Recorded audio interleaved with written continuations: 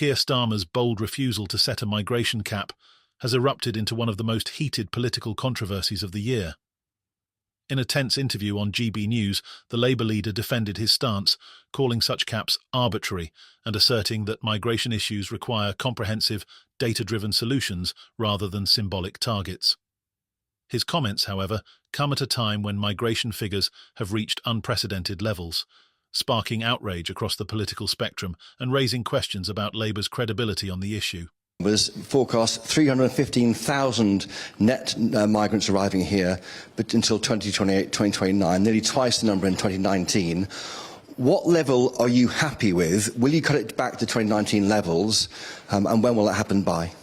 Well, Chris, that we want and are intending to drive these numbers down. They're far too high. They signal a loss of control, and that's what these policies are designed to achieve, and that's why the White Paper will be published imminently, bringing them together as a plan. I'm not going to pluck an arbitrary number because that has been tried many years in a row and it has achieved absolutely nothing. And what I'm not going to do with the British public is adopt an approach which we know has not succeeded and pretend that it's going to succeed. I think the days of fiction and pretending there are easy answers are over.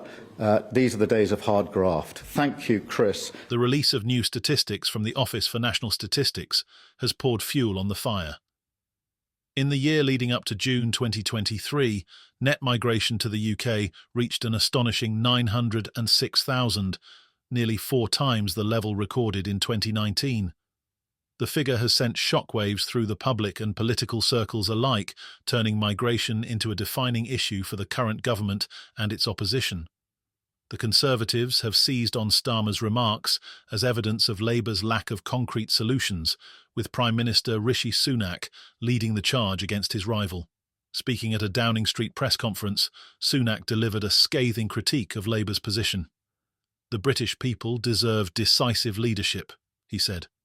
"While this government is cracking down on smuggling networks and securing our borders, Labour offers nothing but excuses. Starmer won't even commit to a single measurable target. How can the public trust him to solve a crisis when he won't acknowledge its scale?" But Starmer wasn't backing down. Instead, he launched a blistering counterattack, accusing the Conservatives of orchestrating what he called an open borders experiment. According to Starmer, the government deliberately liberalised immigration under the guise of global Britain after Brexit, leaving the country to grapple with the fallout. "This isn't an accident," Starmer said. "This Conservative failure was by design. They've turned Britain into a one-nation experiment in open borders, and now they're scrambling to shift the blame."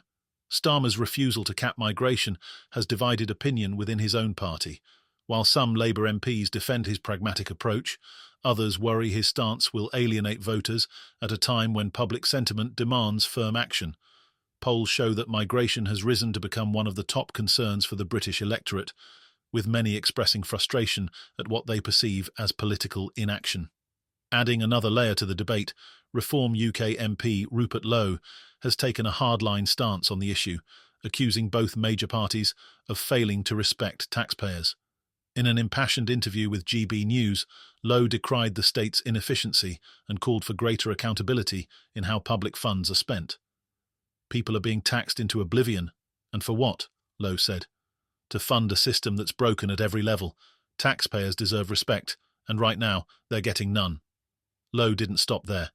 In a provocative move, he challenged MPs to house irregular migrants in their own homes to prove their commitment to resolving the crisis. "It's easy to make policy decisions when they don't impact your own life," Lowe said. "Let's see these do as I say, not as I do politicians lead by example for once." Meanwhile, the UK government has announced a major new initiative aimed at tackling the root causes of migration. Home Secretary Yvette Cooper has unveiled a landmark agreement with Iraq designed to dismantle smuggling networks and prevent migrants from making dangerous journeys to the UK. The deal includes intelligence sharing, law enforcement training, and enhanced border security measures targeting the Kurdish region, which has become a hub for smuggling activity. "This agreement is a world first," Cooper said, By working with our Iraqi partners, we can disrupt these criminal networks before they reach British shores. This isn't just about protecting our borders, it's about saving lives. The agreement has been met with cautious optimism, but also significant skepticism. Smuggling networks are notoriously resilient, and critics question whether the deal can achieve its lofty goals. A Kurdish smuggler interviewed by the BBC dismissed the initiative as a temporary setback, saying his operations would continue despite the new measures. "Where there's demand, there's always a way," he said. "This won't stop anything. It'll just slow us down for a while." The human cost of the migration crisis is starkly illustrated by stories like that of Shukriya Badar, a mother from Erbil, whose son, Bariar Mohammed, drowned in the Channel. Shukriya wept as she described the devastation of losing her 23-year-old son to smugglers' dangerous schemes. "They deserve to die for what they've done," she said. "Every tear I've shed, every tear other mothers have shed, they are responsible for all of it." The UK-Iraq deal includes a public awareness campaign aimed at countering smuggler propaganda on social media. Smugglers often use platforms like TikTok to portray the journey to the UK as safe and straightforward, luring desperate families into taking life-threatening risks. The campaign will share real stories of the dangers migrants face, but experts warn that these efforts often struggle to combat the persuasive pull of personal testimonials from those who have successfully made the journey. While the government touts the Iraq deal as a breakthrough, implementation poses significant challenges. The plan relies on sophisticated biometric systems and increased cooperation between various Iraqi agencies, no small feat in a region marked by political and logistical hurdles. Despite these difficulties, both governments remain optimistic about the partnership's potential to curb smuggling networks. Back in Westminster, the fallout from Starmer's comments continues to dominate headlines.